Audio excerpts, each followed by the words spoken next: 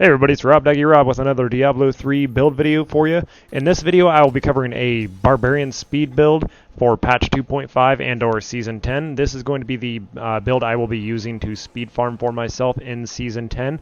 This is a little bit different from the usual variation of the Barbarian speed build that you typically see, and it's a little different from the variation that I usually run with, but this is what I've been using on the PTR and what I will be using in Season 10 when I roll a Barbarian. I'm going to make this video a little quicker than usual. Most of my videos usually run up to about 20 minutes, but because this is a speed build, I'm going to try and keep this video actually quick itself. So if there is enough demand for it and enough views on this video, I will actually do a more in-depth, longer explanation video of this build with more details and more explanation. But I'm just going to do a quick overview of the build so you can get the general idea of what it is. And like I said, if there's enough demand for it, I will do a more in-depth video. So for my skills, my left click I am using Battle Rage Bloodshed. Right click is going to be Whirlwind Wind Shear rather. A lot of people use Blood Funnel, but in spite of the fact that it is a speed build, I like to switch out Blood Funnel for Wind Shear at times. Depends on how much difficulty you're having with surviving. Blood Funnel is a very viable route to go though. For my number one key, I am using Sprint and Marathon. 2, Warcry Impunity. 3, Threatening Shout Falter for the increased damage. 4, Wrath of Berserker Insanity. Passives, I am going to be using Berserker Rage, Unforgiving, Rampage, and Boon of Volcathos. Now, the Unforgiving is a little bit different than what you'll typically see. I just like that for the extra Fury generation. Because the mobs die so quickly, you might have a little bit of a hard time generating Fury, and this is going to help counteract that. So this is really nice to keep your Fury at maximum at all times to help benefit you with the Berserker Rage damage bonus while near maximum Fury. Now I'm going to skim over the gear really quickly. As you can see in the bottom right of the video, I have an actual layout of the gear itself. As you can see, I am using the full 6-piece waist bonus. And I'm going to go over the miscellaneous random legendaries here and there. For the amulet, you are going to want a good Hellfire amulet with something along the lines of probably Weapon Master, because you want to get the extra Fury bonus from using mighty weapons.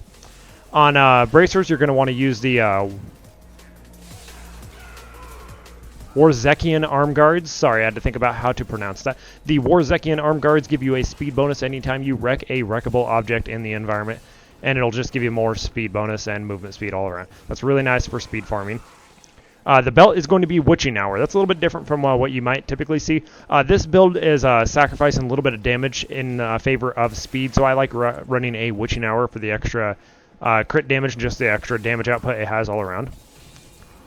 Ring number 1 is Obsidian Ring of the Zodiac for the cooldown reduction bonus. Ring number 2 is going to be Convention of the Elements for the elemental damage bonus on the physical roll. Weapons, obviously, are going to be Volcathos Solemn Vow with a Volcathos Warrior's Blood. Now moving on to cubed items. The cubed items, again, are a little bit different from what you may have seen in other variations of this build. Cubed item number 1 is going to be the Furnace, pretty straightforward, increased damage. Item number 2, Nemesis Bracers. That's where it may vary from what you typically see. A lot of people still use Mantle of Channeling for the damage increase and damage reduction, but in this, if you have enough Paragon levels and decent enough gear, you can sacrifice that and pick up Nemesis Bracers for the extra elites and the extra elite kills. I really like this because it's just really nice to get the extra free kills. And if you can sacrifice the damage and damage reduction from dropping Mantle of Channeling, Nemesis Bracers is the way to go. For the jewelry slot, you are obviously going to be using Skullgrasp. Pretty basic selection there. 300% damage on Whirlwind. 300% damage bonus on Whirlwind.